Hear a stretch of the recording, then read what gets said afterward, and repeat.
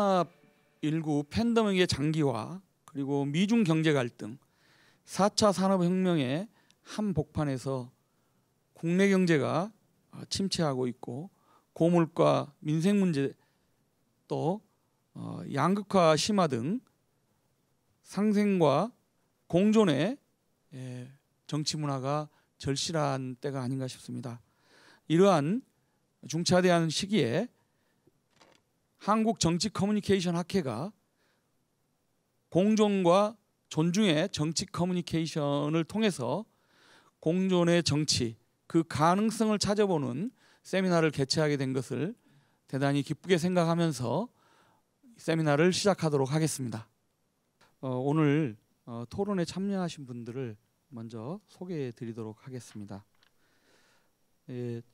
저는 오늘 좌장을 맡게 된 한국정치커뮤니케이션학회 회장을 맡고 있는 김동모 호남대 교수입니다. 반갑습니다. 네, 오늘 이 세미나의 발제를 맡게 되신 정진욱 정치 플랫폼 돌반의 정책연구소 소장님을 소개합니다. 네, 반갑습니다. 토론자로는 김경진 전 국회의원님 국민의힘 소속이 되겠습니다. 자리에 앉겠습니다. 네, 천정배 전 국회의원이시기도 하고 또 법무부 장관을 지내셨습니다. 더불어민주당 소속입니다. 안녕하세요. 네, 박영수 전 중앙선관위원회 사무총장님 지금 단국대 초빙 교수로 계십니다. 김영욱 티커머스 협회 회장님 자리하셨습니다. 김광재 한양사이버대 교수님 차기 한국정치커뮤니케이션학회 회장님이십니다. 자리했습니다. 반갑습니다. 이종희 한독사회과학회 회장님 함께 하셨습니다. 네, 코로나 팬데믹 사태의 장기화 그리고 미중 간의 경제 갈등, 4차 산업혁명의 한복판에서 지금 남북 관계나 이 한일 관계가 최악의 상황을 맞고 있고요. 국내 경제가 침체기를 맞고 있습니다. 고물가, 민생 문제, 또 양극화 심화랄지 이런 문제들이 산적해 있는데요. 이렇게 국내적으로 어려운 상황일수록 민생을 챙기는 상생과 공존의 정치가 굉장히 그립고 아쉬워지고 있습니다. 한국 정치의 큰 문제로 토론과 대화가 부족하다 이런 얘기가 있었고요. 어느 때보다도 공동체의 미래에 대한 강한 책임감과 높은 도덕성이 요구되지 않나 이런 생각이 듭니다. 지금 우리 정치는 너무나 중앙 집권적이고 일인 중심의 정치 문화가 지배를 하다 보니까 이 양극단의 정치가 지금 갈등과 갈등을 심화시키는 이런 단계에 와 있는 것 같습니다. 그래서 앞으로 우리 사회가 정말 이러한 양극단의 정치를 극복하고 토론과 공론화를 통해서 정책의 연속성을 담보할 수 있는 이러한 그 상생의 정치 또는 공존의 정치가 자리 잡아야 하지 않을까 생각합니다. 그런 차원에서 오늘 우리 정진욱 소장님의 귀한 발제가 앞으로 우리 정치가 나아갈 방향에 대해서 하나의 대안이 되지 않을까 이런 생각을 하면서 발제를 듣도록 하겠습니다. 정진욱 소장님 부탁합니다. 예, 정진욱입니다. 공존과 존중의 정치 커뮤니케이션, 공존의 정치 그 가능성을 찾아서란 이름으로 발제를 준비했는데요. 준비하면서 느낀 것은 정치 커뮤니케이션이 정말 중요한 영역이구나. 결국은 우리 정치 그리고 또 정치의 본질이 정치 커뮤니케이션에서 끝나는구나. 그걸 새삼 확인했던 경험이었습니다. 공존의 정치의 경험이 사실은 우리 정치에 거의 없습니다. 그래서 그 사례를 찾거나 또 그런 경험을 찾기가 어려웠던 것도 사실입니다. 그래서 내용이 제가 생각하는 거 그리고 제가 내놓은 어떤 실언이나 가설들이 많다는 거 이해해 주면서 들어주시면 좋겠습니다. 공존의 정치의 필요성 그리고 또 공존의 정치의 현실 이것은 뭐 제가 따로 발제하지 않아도 이 자리에 계신 분들 또 우리 시청자분들께서 충분히 아실 것 같습니다. 그러나 문제 제기로서 좀 우리 현실을 말씀드리면 지난 20대 대선의 경험을 보면 민주적 토론이라든가 비전의 모색에서 우리 정치가 굉장히 낮은 수준에 머물러 있다. 이런 걸 확인할 수 있었습니다. 실제로 정책과 비전 중심으로 선거가 치러져야 된다 이렇게 주장들을 했고요. 또 실제 정책이라든가 비전에 따라서 지지가 달라지는 면이 없지 않아 있었습니다.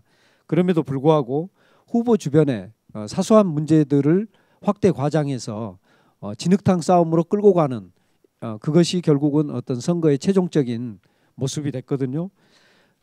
이렇게 언제든지 대선처럼 중요한 싸움인데도 불구하고 진흙탕 선거전이 되는 게 또 유권자의 눈과 귀를 쉽게 가릴 수 있는 것이 우리 한국의 정치라는 걸 다시 확인했습니다. 그러면 왜 이런 일이 생겼을까? 무엇보다도 우리 상당수의 유권자들이 진영 논리를 따르는 방식으로 의사결정이나 정치활동을 하고 있기 때문입니다. 그러면 뭘 몰라서 그러는가? 그러지 않은 것 같습니다. 우리 유권자들은 굉장히 높은 정치의식 수준을 가지고 있고요.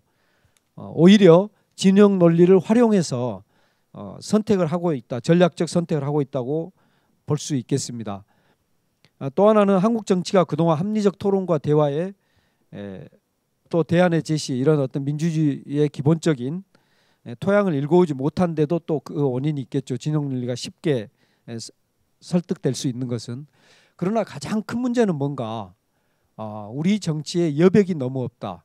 예를 들면 A란 당에 있는 사람이 뭔가 합리적이고 균형 잡힌 그리고 공존의 정치를 위해서 뭔가 성 안에 갇혀 있지 않고 자기 진영 안에 갇혀 있지 않고 진영 밖으로 나가는 순간 그러면 앞에 넓은 들이 있고 저 멀리에 상대편 진영이 있어야 되거든요. 근데 우리 정치는 그러지 않습니다. 성 밖을 나가는 순간 상대 진영입니다. 그래서 예를 들면 당과 조금이라도 다른 의견을 제시하면 바로 상대당의 의견과 동일시되는 이런 속에서 과연 공존의 정치를 논할 수 있는 여지가 있는가 이런 회의가 들기도 합니다. 그럼에도 불구하고 우리가 가야 될 공존과 상생의 정치가 중요한 가치이기 때문에 또 그것을 국민들이 요구하고 있고요. 그래서 오늘 토론이 의미가 있는 것 같습니다. 실제로 이제 정치는 갈등이 본질입니다. 독일 정치 철학자 까를 슈미트의 그 유명한 말씀이 있는데요. 정치란 적과 동지의 구별이다. 저희가 일천한 경험이 있습니다만은 또 이 자리에 우리 천정배 장관님 그리고 또 김경진 의원님 실제로 이제 국회의원을 해보신 분들이 뼈저리게 느끼셨겠지만 정치는 적과 동지의 구별이란 말이 맞는 것 같습니다. 그런데 적과 동지의 구별이 없으면 정치 생활도 사라진다. 이게 까를 슈미트가 갈파한 거거든요.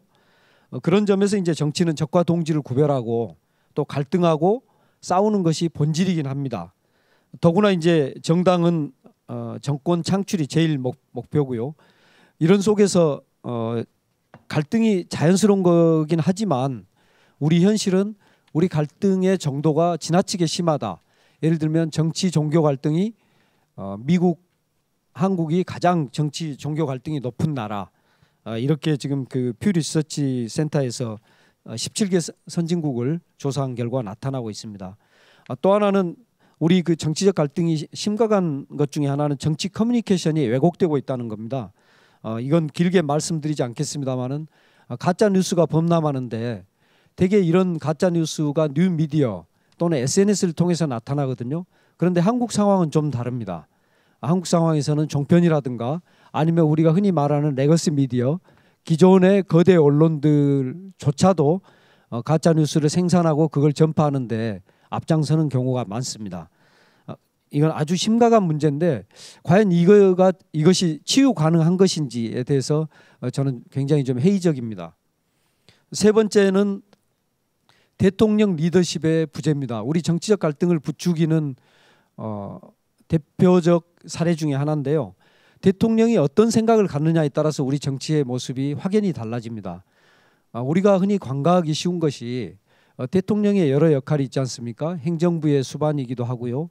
또 국가 원수기도 한데 지금 최근에 들어오면서 대통령의 역할이 행정부의 수반에 특히 어떤 정부 또는 어떤 당의 대표에 한정되고 있는 것 같습니다. 그러나 이제 대통령직의 본질 중에 하나는 그리고 아마도 굉장히 큰 역할은 국가 원수로서 국민 통합의 중심에 있어야 되거든요. 근데 그런 역할들이 현재 이루어지고 있지 않다. 여러분이 뭐 잘 아시는 거에서 길게 말씀드리지 않겠습니다. 여기에 따라서 이제 새로 출범한 윤석열 정부에서는 여야 협치가 당분간 쉽지 않겠다 그런 생각이 듭니다. 그리고 이제 또 하나 우리 정치적 갈등이 좀 심각하면서 그 공존의 정치를 불가능하게 만드는 것이 흔히 팬덤 정치다 이런 말씀들을 많이 하거든요. 근데 저는 이 문제에 대해서는 조금 다른 시각으로 봅니다. 팬덤이 이제 노사모 이후에 팬덤 정치가 우리 정치사에 나타나기 시작했는데요. 저는 팬덤 정치가 오히려 긍정적 역할을 많이 해왔다.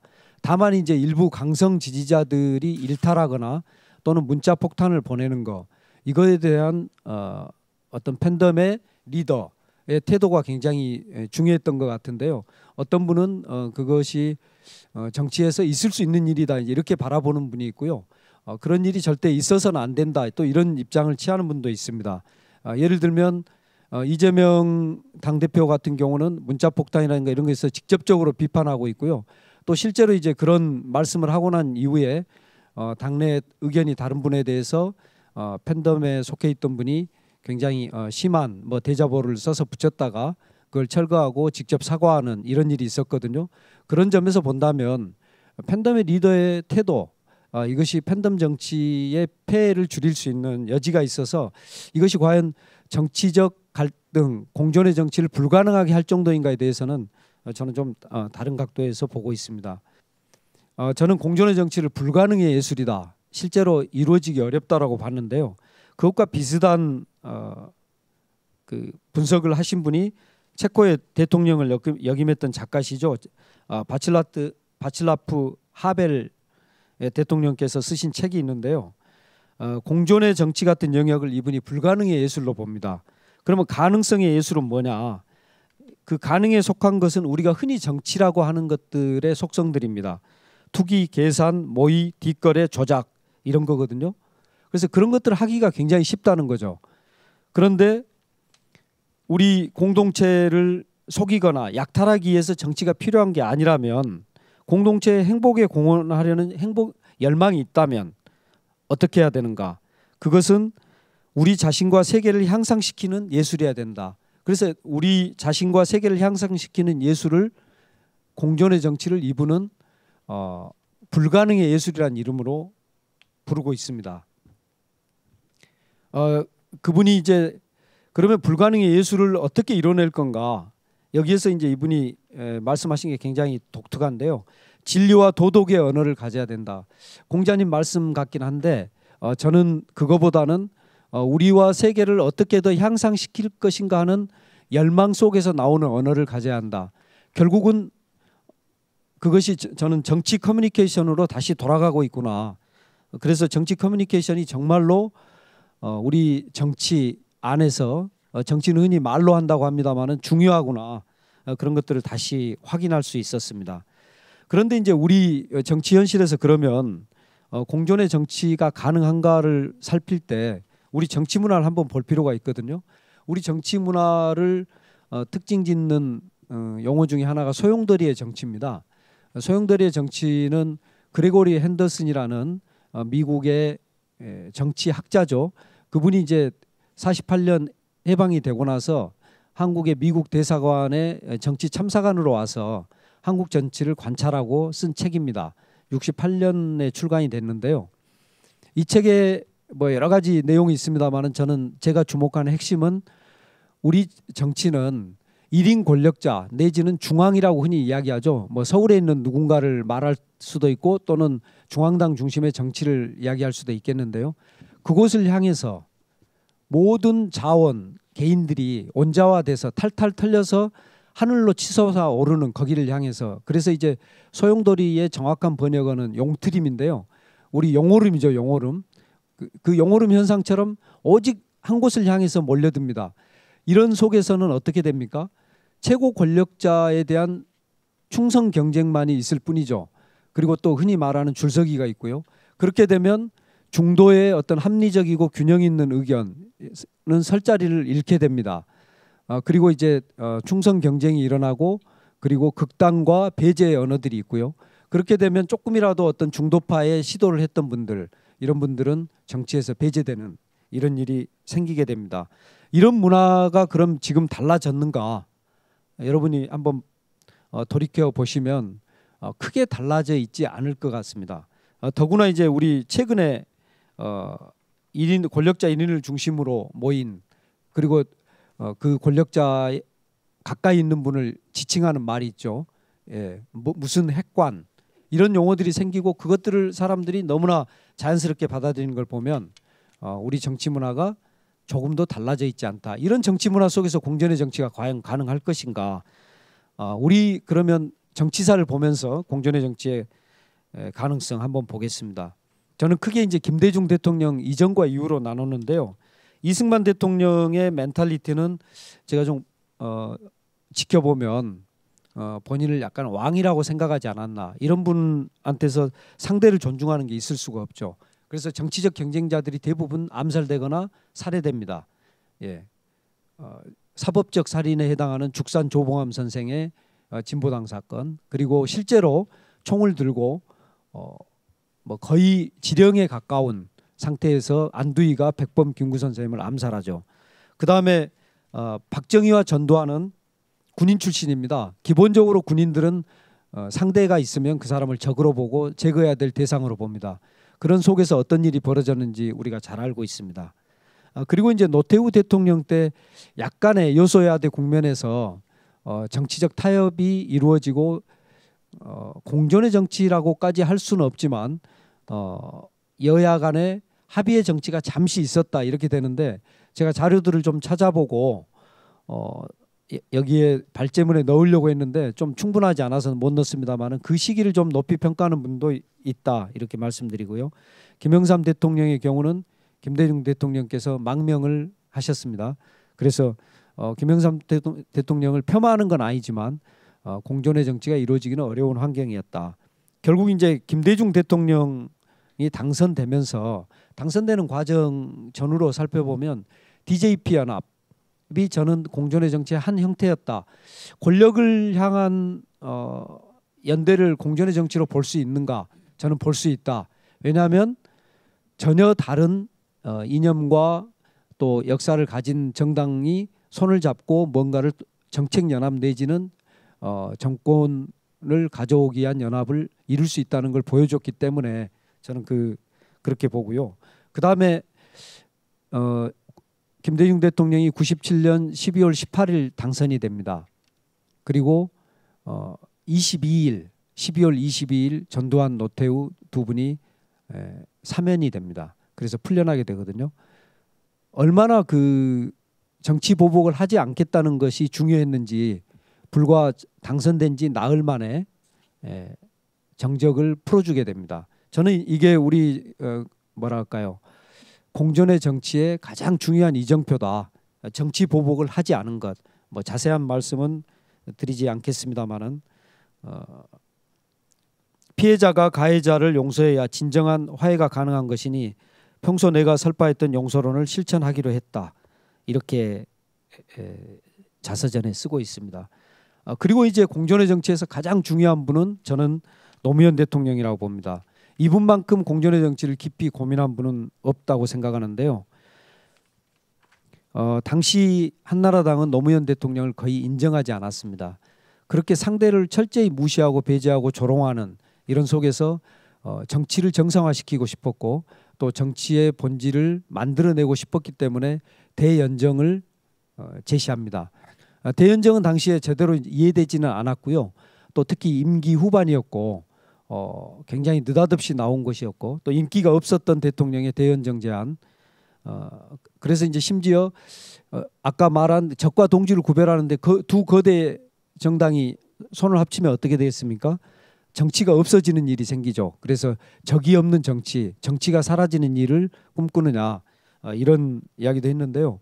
노무현 대통령께서는 지역주의 타파를 위해서 대연정을 한다고 했지만 사실은 지금 우리가 공존의 정치라고 말하는 그런 것들을 위해서 대연정을 제안하지 않았는가 싶습니다. 그러나 대연정은 물론 당내에서도 인정받기 이해받기 어려웠고요. 한나라당 박근혜 대표한테 거절당하고 또 지지자들도 크게 반발을 하지만 아마 우리 정치사에서 처음으로 연합 연대 공존의 정치를 본격적으로 제시한 분으로 기억할 만합니다. 외국의 사례를 보면 링컨 대통령의 사례 한번 보고 싶습니다. 제가 팀 오브 라이벌스라고 했는데요. 이건 도리스 컨스 굿윈이라는 그 여성학자 있죠. 그분이 쓰신 우리 한국에서는 권력의 조건이라는 책에 보면 자기의 가장 막강한 대통령 경쟁자들을 내각에 다 임명합니다. 그래서 가장 중요한 세 부서 국무부, 재무부, 법무부 수장에 윌리엄 스워드, 세먼 체이스, 에드워드 베이츠 이런 분들은 다 대통령이 되고도 남는 능력을 가진 분들이거든요.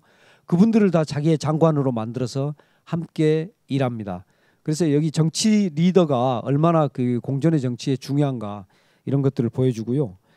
독일에서는 제가 좀 독일 정치를 좀 깊이 들여다보고 싶어서 책들을 좀 모았는데 한국에 번역된 책 속에는 메르켈 시대가 아마 그게 가장 그 공존의 정치가 꽃피었던 시기인데 메르켈의 개인의 어떤 정치사에 초점만 맞춰져 있지 공존의 정치의 이 부분이 좀 자세히 돼 있지 않아서 그렇습니다만은 그냥 크게 보면 토론과 공론화를 통해서 투명한 정보를 공개했고요.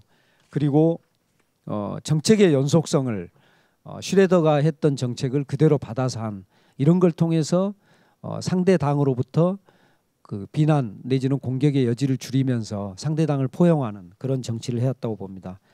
마지막으로 이제 공존의 정치 어떻게 가능성의 예술로 할 것인가. 이때의 가능성은 우리 자신과 세계를 더 향상시키기 위한 불가능의 예술이 가능성이 되는 세계를 어떻게 만들 것인가. 첫째 저는 정치 지도자가 중요하다고 봅니다. 여기는 더 첨언하지 않겠습니다. 두 번째는 상황의 압박이 사실은 우리 정치에서 예를 들면 혁명적 상황이 왔을 때마다 87년 헌법을 제정할 때 이런 방식으로 우리는 어떤 혁명적 상황이 됐을 때 공존의 정치가 가능했는데요. 그걸 기다리지 않고도 예를 들면 촛불혁명 탄핵 이후에 공존의 정치 비슷한 합의를 이뤄냈습니다. 우리 정치가. 근데 이런 거 말고 일상에서 정치적 공존의 정치를 이뤄내기 위해서는 제도화하는 공존의 정치를 제도화하는 노력 또는 정치 지도자의 노력 이런 것이 굉장히 중요하다고 생각하고요. 끝으로 한 가지만 말씀드리면 이제 내각제 제도화에서 가장 공존의 정치의 어떤 내용으로 내각제를 이야기하는 분들이 많은 걸 봤습니다. 근데 저는 이 대목에서는 조금 다른데요. 우리 대통령제에서 내각제를 시도해서 공존의 정치를 이뤄내기보다는 타협과 조정 배려를 대통령제의 운용을 잘하면서 이뤄내는 것 그것이 훨씬 더 현실적이겠다 이런 생각이 듭니다. 우리 정치가 일상적 상황에서 공존의 정치를 이뤄내는 그런 날이 오기를 바라면서 발제 마치겠습니다. 감사합니다. 네, 아주 꼼꼼한 발제를 해주셨습니다. 공존과 존중의 정치를 위해서 여러 가지 문제점들 지금 현재 문제점을 파악을 하셨고 또 국내에서 공존의 정치 실현 방안을 나름 고심했던 정치 지도자들의 사례 또 해외 사례들을 미국의 링컨 대통령이나 합의의 기술을 강조했던 슈레더나 메르켈 독일 총리의 사례들을 얘기하면서 앞으로 우리가 이 공존의 정치, 존중의 정치 패러다임 변화를 위해서는 걸출한 정치 지도자나 상황의 압박, 중도층의 학대 같은 이런 그 조건들이 좀 성숙이 돼야겠고요. 무엇보다도 패러다임의 변화와 이를 제도화하는 그런 노력들이 필요하겠다. 이런 아주 꼼꼼한 발제를 해주셨습니다. 이 발제에 이어서 김경진 전 국회의원님께서 토론해 주시도록 하겠습니다. 예, 반갑습니다. 김경진입니다. 예, 간단하게 일단 발제해 주신 정진욱 박사님 말씀 잘 들었고요. 좋은 기조 발제 잘 들었습니다. 특별히 더 드릴 말씀은 없는데 이제 몇 가지만 제가 생각하는 거 간단하게 말씀드리겠습니다. 큰 틀에서 지금 대한민국 정치는 저는 이 정도면 굉장히 세계적으로 훌륭한 수준에 와 있다라고 생각을 하고 있고요. 다만 지금 현재 우리가 이제 갈등이 좀 심하다 여러 가지 뭐 문제점을 지적하고 있는데 그거는 굉장히 훌륭한 대한민국의 어떻게 보면 정치적인 수준 속에서 작은 문제점들의 일부가 아닌가. 지금 과거 박정희 시대나 전두환 시대처럼 무슨 대통령 군사 독재 권력이 이게 야당 인사 잡아서 억지로 투옥시키고 무슨 목숨을 뺏어가고 그런 시대는 아니잖아요. 보면 큰 틀에서 보면. 그래서 이제 어떻게 보면 이 소소한 문제인데 이 소소한 문제까지도 잘 다듬어 가는 것이 우리 현재 이 시대를 살아가고 있는 정치인들 또 정치권 주변에 있는 국민들의 책무가 아닌가 그런 생각이 들고요. 그래서 갈등을 없애고 화합하는 대한민국이 되기 위해서는 제가 좀 생각해 본 게 이제 국회의원 할 때 보면 너무 당론에 대한 투표가 많은 것이 아닌가 싶어요. 보면 그래서 의원들 한 명 한 명이 헌법기관인데 국회 안에서 좀 자유투표를 할 수 있는 본회의 안에서 그러면 의외로 상당히 좀 정말 의원 한 명 한 명의 진지한 어떤 정책 현안에 대한 고민과 더불어 다양한 어떤 생각들이 안건 의사결정에 반영될 수 있는 것이 아닌가. 그래서 그런 생각이 좀 제가 현실로 의원 생활을 할 때 들었고요. 두 번째는 제가 2018년도에 스웨덴하고 노르웨이를 이제 국회의원 시절에 한번 가봤는데 거기는 재밌는 게 에너지 정책, 우리나라도 지금 탈원전 정책이 문재인 정부 초반에는 문재인 정부는 탈원전이 아니라고 하지만 국민들은 누구나 탈원전으로 인식하고 있는 상황이 5년 내내 갔었고 실제로 원안위가 뻑하면 원자력 발전소 세웠거든요. 보면 그래서 국민들은 탈원전이라고 생각했는데 윤석열 정부 들어와서는 우리는 완전히 탈원전 뒤집는다. 지금 이제 정책에 관해서 에너지 정책에 관해서 지금 180도 다른 국민들이 느끼기에는 그런 모습들인데 이런 에너지 정책, 연금 정책, 복지 정책, 국방 정책, 주요 조세 정책 이런 국가의 핵심되는 정책에 대해서는 재밌는 게 스웨덴 노르웨이에서는 거기는 재정파의 실질적인 절대 합의 그래서 거의 만장일치로 그러니까 일종의 우리로 치면 특별위원회를 구성을 해서 이 특위의 재정파가 다 들어온 다음에 여기서 거의 만장일치 합의를 이루고 이렇게 이루어진 합의는 국가의 주요 정책, 에너지 정책이나 국방 조세 정책 뭐 이런 주요 정책에 대한 것은 만장일치의 합의를 어떻게든지 도출을 해내고 도출해낸 합의는 최소한 10년, 20년간은 국가의 정책으로 그대로 간다. 정권이 바뀌고 수상이 바뀌고 누가 바뀌어도 그대로 간다. 근데 저는 그때 굉장히 큰 감명을 받았거든요.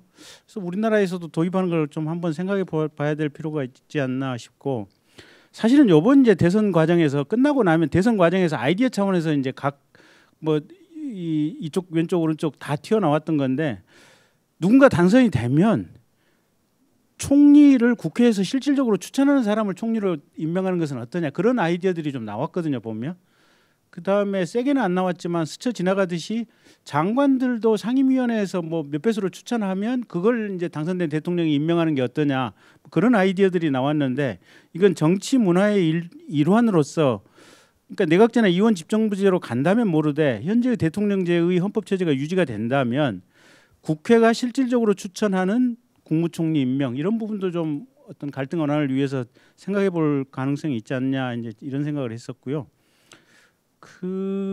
저는 또 한 가지가 대통령 기록물이 대통령이 바뀌고 나면 청와대에 있었던 모든 자료가 지금 기록관 안으로 들어가서 셧다운 해버리잖아요.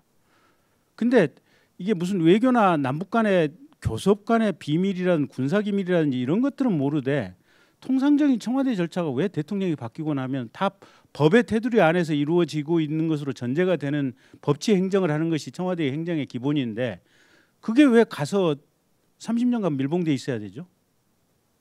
곰곰 생각해보니까 이게 이해할 수가 없는 상황들인 것 같아요. 그래서 이거는 지금이라도 법과 제도를 고쳐서 그대로 앞 정부에서 하던 정책의 흐름이 뒤 정부에서 운영하던 청와대 운영의 행정 전산 시스템부터 시작해서 자료까지 그대로 인수인계가 되면은 오히려 이런 것들이 좀 국가 운영의 갈등을 좀 줄일 수 있는 것이 되지 않을까, 이런 세부적인 디테일한 내용을 좀 몇 가지 생각을 해봤습니다. 근데 저는 대한민국 전체가요 지금 대부분 여기 지방 출신이신데요 수도권만 살아있지 충청 이남으로 가면 사람이 없어가지고 다 망해가기 직전이거든요.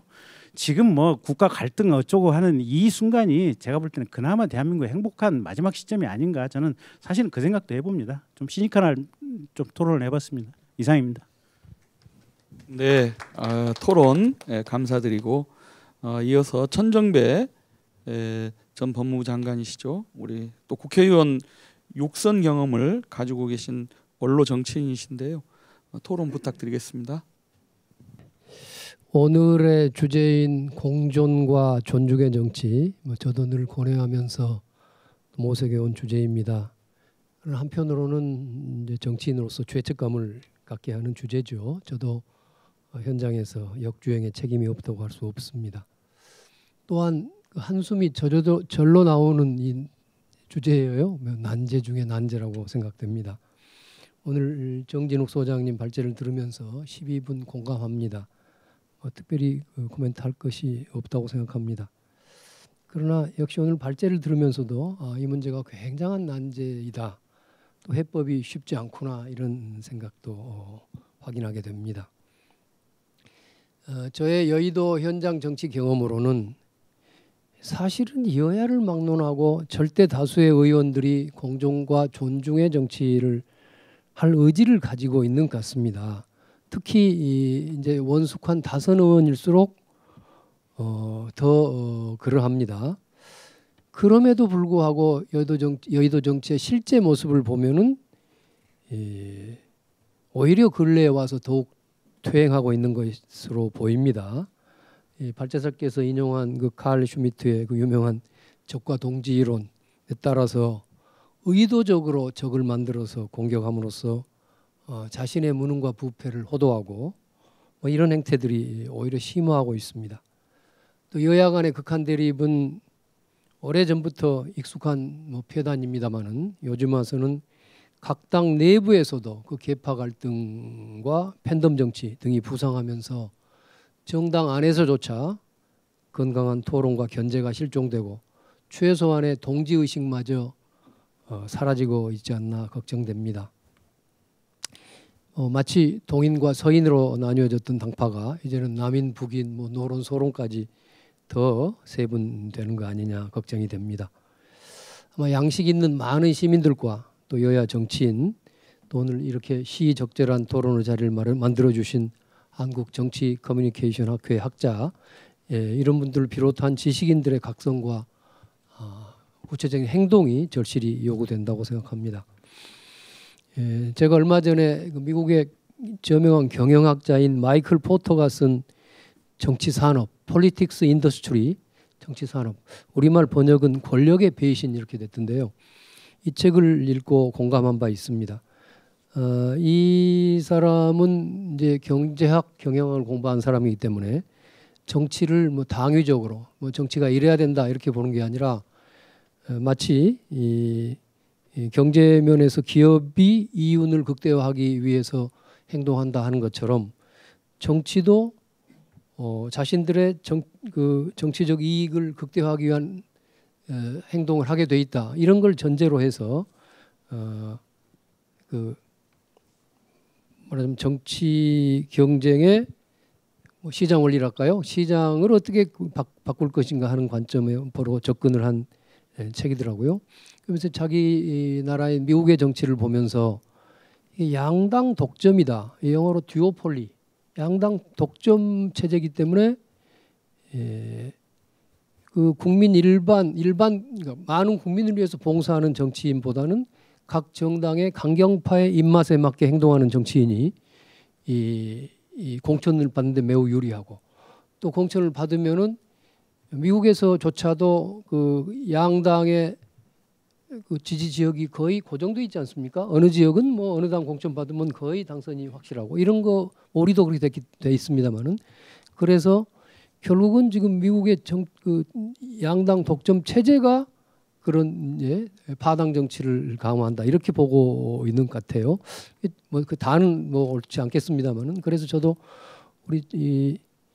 우리도 뭔가 이 공존과 존중의 정치를 실천하는 정치인이 그 정치판에서 살아남고 더 성장할 수 있는 그런 질서가 뭔가 하는 것을 생각해서 그것을 만들어야 되겠다 하는 생각을 해봅니다. 그런 점에서 우리나라 정치가 왜 대립과 증오의 행태를 보이는가? 아까 말씀드린 것처럼 많은 뭐 국회의원들을 중심으로 보면 많은 사람들이 그렇지 않음에도 불구하고, 첫째는 그 정당의 측면에서는 역시 승자 독식의 양당제라고 생각합니다. 우리가 뭐 스포츠를 비유해 보면 격투기의 경우에는 상대방을 쓰러뜨리면은 내가 이기는 겁니다. 뭐 양궁이나 뭐 기록 경기는 내가 더 좋은 성적을 내면은 상대방을 이기고 뭐 금메달을 따죠. 그런데 이게 두 가지가 다 가능한 것 같습니다. 그래서 우리 정치가 내가 더 잘하려고 하는 좋은 정책과 비전을 내는 것으로도 승부가 되겠지만은, 역시 아까 우적설에서 보듯이 이 상대방을 까고 상대방을 무너뜨리는 것이 사실은 더 효과적인 이 권력 쟁취의 수단이라고 보이는 측면이 있습니다. 그래서 이 문제, 승자 독식의 양당제가 그 근본적인 문제다 하는 걸 생각해 볼 수 있고요. 또 개별 정치인 측면에서 보면은 저는 딱 두 가지 이유로 정치인은 행동합니다. 하나는 그러니까 자기 당의 적극 지지자, 대부분 강경 지지자죠. 강경 지지자한테 잘 보이려고 하는 것 같습니다. 두 번째는 공천권자에게 잘 보여야 합니다. 특히 여당의 경우에는 대통령한테 잘 보이는 것이 극히 중요합니다. 저는 과거에 한국 정치는 대통령의 식민지다 이렇게 규정한 바가 있습니다만은, 아직도 저는 그 생각을 고칠 필요가 없는 상황이 전개되고 있다고 봅니다. 뭐 당정 분리도 해보고 뭐 여러 가지 해봤지만은 역시 대통령의 힘은 여당에서는 거의 뭐 황제지요. 뭐 지금도 우리가 보고 있지 않습니까? 그래서 이를테면은 뭐 국민의 대표기관인 국회의원을 뽑지만은 여당 국회의원 입장에서는 어떻게 대통령한테 잘 보여서 뭐 예컨대 장관도 한번 해보고 무슨 여러 뭐 지역에 많은 예산도 가져보고 여러 가지 대통령하고 가까워서 얻을 수 있는 것들이 너무 크기 때문에 그 눈치를 볼 수밖에 없지요. 그래서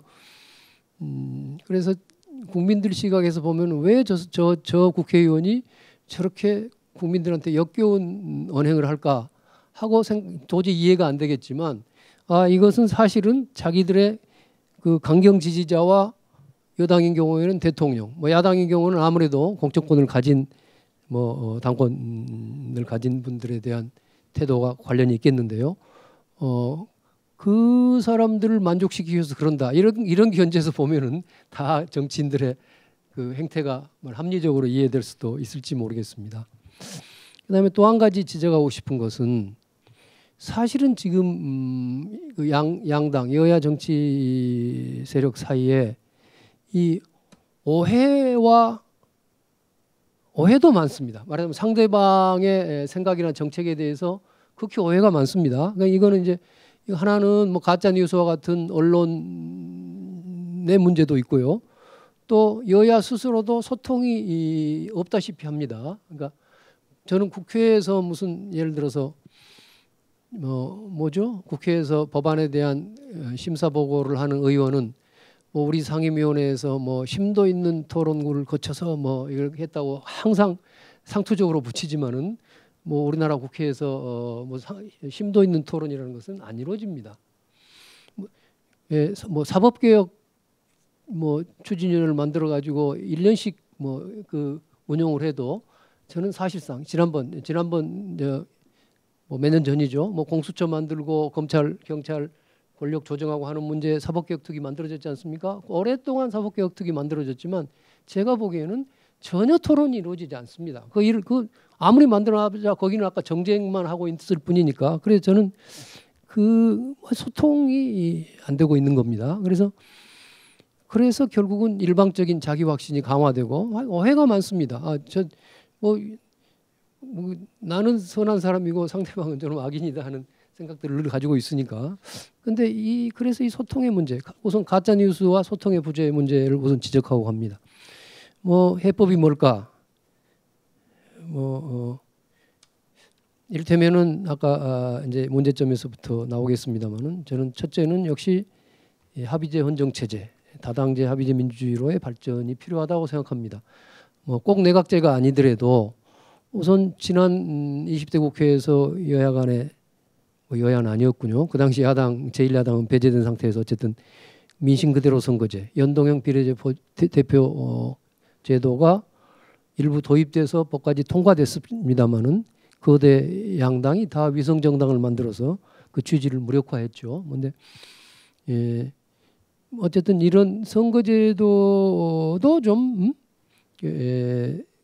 승자 독식 체제를 넘어서는 제도 개선이 필요하고, 아까 말씀드린 미국의 경영학자 마이클 포터는 지역구 의원 선거에서 선호 투표제를 주장하더라고요. 그러니까 5명의 후보가 나왔으면 지금은 종다수로 1등짜리가 무조건 당선되는데 그러지 말고 5명을 일반 유권자가 투표를 할 때 순위를 정해서 1번부터 5번까지를 다 순위를 매겨서 투표를 하고 결국은 그 결선 투표 효과가 나게 돼 있죠. 그래서 지금보다는 좀 두루두루 많은, 말하자면 1순위 투표뿐만 아니라 2순위, 3순위 투표를 많이 받을 수 있는 그런 후보에게 유리한 제도를 도입하자고 주장하기도 합니다만은 어쨌든 이런 제도 개선들이 필요합니다. 결선 투표도 저는 굉장히 유효하다고 생각합니다. 결선 투표 제도 같은 것도. 그래서 두 번째는 적어도 대통령의 권한을 축소하는 문제입니다. 이건 뭐 일반적으로도 이야기할 수 있지만 오늘의 주제와 관련돼서 본다면 대통령이 정당과 정치인에 대한 그 막강한 권한을 갖는 것을 좀 축소할 필요가 있다고 생각합니다. 박근혜 대통령이 아마 그 지금 수감 풀려났나요? 그렇죠. 하여튼 그 박근혜 대통령이 단죄된 죄명 중에는 선거법 위반이 있지 않습니까? 그 선거법 위반이 사실은 자당의 선거에 개입한 건데 뭐 이런 것들이 이제 뭐 제도적으로 좀 더 잘 막아져야 되겠죠. 근데 뭐 제가 그 수혜자이기는 합니다만은 국회의원과 장관의 겸직은 금지시켜야 한다고 생각합니다. 이런 것도 적절치 않은 것 같습니다. 세 번째로는 역시 각 당의 공천 제도를 개혁해야 됩니다. 개별 의원이 열심히 일을 하면은 당내 실세에 눈치 안 보고 다음부터 공천 받을 수 있는 그런 합리적인 공정한 제도 개혁이 필요하지요. 그 다음에는 이제 아까 말씀드린 대로 이 가짜 뉴스, 뭐 언론 및 요새는 소셜 미디어를 통한 가짜 뉴스, 또 명예훼손, 뭐 허위사실 공표 이런 등등의 진실을 가리고 그 대결적 정치를 부추기는 이런 행위에 대해서 그게 좀 강력한 적발과 민형사 책임을 묻는 그런 처벌 제재가 필요하다고 생각합니다. 그 다음에는 아까 정치인 간의 소통 강화가 매우 필요하다고 생각하는데 국회에서는 소통이 잘 안 되는 거니까 뭐 다른 수단들이 좀 있죠. 이를테면 오히려 국회 각 종교 모임이 소통이 되는 것 같습니다. 그 안에서는 같은 종교를 믿는 여야 의원들이 실제로 뭐 시간이 없어서 말씀 안 드립니다만은 실제로 그거 가지고 그 안에서 여야 간에 여러 합의가 이루어진 일이 많이 있고요. 또 국회의원들의 연구 모임이 있지 않습니까? 이것도 한 교섭단체 의원만으로는 못 만들게 하고 이제 여야가 함께 해야만이 연구 모임이 되는데 물론 그 취지는 좋지만 실제로는 우리가 어떤 이제 특정 정당이 모여가지고 품앗이식으로 이제 여당 의원들 모이면은 야당을 한 명 정도 끼워주고 야당 모이면 우리가 한 명 끼워줘서 실제상 그것도 잘 작동 안 할 것 같습니다. 그래서 이 문제는 좀 여기 뭐 오늘 이 학회라든가 여러 학자들이 토론을 하면서도 좀 여야 오늘 또 지금 뭐 사실은 저희가 현역원이 아닙니다만은 그래도 여야에서 이렇게 한 명씩 와서 토론도 하고 하면 이것도 소통의 장소인데요. 국회에 보면은 요새 토론이 활성화돼 가지고 국회 여러 그 세미나실이나 그 방을 구하기 어려울 만큼의 많은 토론이 있지 않습니까? 토론회가 있는데 사실은 그 내용을 들여다보면요. 전부 정파적인 토론입니다. 여당은 여당 의원들끼리 모여서 토론하고 야당은 야당끼리 하는 것이지 여야가 같이 하는 토론회는 아주 드뭅니다. 그래서 이런 부분들은 오히려 어떤 국회의장이 나서서 좀 대대적으로 뭘 토론을 조직해 보든지 뭐 이럴 필요가 있다고 생각합니다. 이제 마지막은 뭐 우리 사회는 사실은 정치인들만 그런 게 아니라 제가 보기에는 사회 각 분야에 특히 지도층 간에 과도한 정치화가 돼 있다고 생각합니다. 이를테면 뭐 시시비비를 가려서 어떤 때는 현재 여당의 정책을 밀어주고 어떤 때는 야당을 찬성해주고 하는 그런 형태의 좀 중립적인 시민사회, 뭐 중립적인 뭐 교수와 같은 지식인 사회, 중립적인 언론, 뭐 그런 토대나 이게 너무 작다고 생각합니다. 그래서 과도하게 비정치 부분이 너무 정치적으로 어찌 보면 정치 참여가 굉장히 높다고 할 수도 있는데 뭐 나쁘게 보면은 나쁜 의미의 정치화가 과도하다. 이걸 어떻게 해결할 것인가 하는 문제가 크다고 생각합니다. 저는 미국에 대해서 잘은 모르겠습니다만은 대통령 선거 때 보면은 미국의 그 유력 언론사들이 자기 공식 지지하는 후보를 공식으로 발표하지 않습니까? 그럼 어떤 뭐 뉴욕 타임스다 하는 신문이 4년 전에는 민주당 후보를 지지했는데 이번에는 공화당 후보를 지지하고 뭐 이렇게 그때마다 다르지 않아요? 그런 걸 보면서 어떻게 저런 게 가능한가 하는 생각을 해봅니다. 우리 사회에 뭐 꿈도 꿀 수 없는 편가름이죠. 그래서 결국은 우리 문제의식을 가진 또 양식 있는 각계각층의 인사들이 연대하고 또 구체적으로 행동하는 수밖에 없겠다 이런 생각을 해봅니다. 감사합니다. 네, 굉장히 실질적인 대안 중심의 토론 감사드립니다. 다음은 박영수 전 중앙선관위원회 사무총장님 지금 당국대에서 강의를 하고 계십니다. 토론 부탁드리겠습니다. 예, 정진욱 그 소장님의 발제 내용을 잘 들었습니다. 저는 발제에 대한 제 개인적인 의견을 조금 말씀을 드리고요. 이어서 정치적 갈등 해결을 위한 저 개인의 의견을 말씀드리는 그런 순서로 토론에 임하겠습니다. 발제자께서는 유권자들이 쉽게 이제 마타도어와 권모술수에 휘둘리는 이유로 유권자들이 진영 논리에 따르는 방식으로 의사결정을 하고 또 정치 활동을 하고 있는 이런 정치 현실, 그리고 또 두 진영이 성벽을 맞대고 있어서 성벽을 났으면 바로 상대 진영이 되는 이런 정치 환경을 들고 있습니다. 이런 분석에 대해서 저도 전적으로 동의하고 특히 이제 성벽을 났으면 바로 상대 진영이라는 이런 말씀이 우리나라 정치 현실과 유권자가 처한 그 난감한 입장을 잘 설명해 주는 표현이라고 생각이 됩니다. 그리고 한국 사회의 정치적 갈등은 심각하고 위험한 수위에 이르렀다는 현실 인식에 대해서도 적극적으로 공감을 하고 정치적 갈등의 원인으로 제시한 뭐 정치 커뮤니케이션의 왜곡, 그다음에 정치 리더십의 부재, 또 여야 협치의 실종, 팬덤 정치의 문제 이런 부분에 대해서도 같은 의견입니다. 발제자께서는 정치적 갈등을 해결하기 위해서는 공존의 정치가 필요하고 공존의 정치를 위해서는 정치 지도자의 인식과 노력, 그다음에 국민들의 정치권에 대한 공존이 불가피하게 하는 상황의 압박이 필요하다 이런 말씀을 하셨고 더불어서 이제 유권자의 인식 변화로 공존의 정치 자체가 선거에서 이기는 전략이기 때문에 앞으로 향후에 공존의 정치가 가능할 것이다 이렇게 예상을 하셨습니다. 저도 이 부분에 대해서 대체적으로 동의하는데 한두 가지만 이제 여기에 대한 제 개인적인 생각을 덧붙이자면 정치적 갈등 해결을 정치인이나 유권자의 문제로만 한정하기에는 뭔가 좀 부족한 부분이 있다 이런 생각이 듭니다.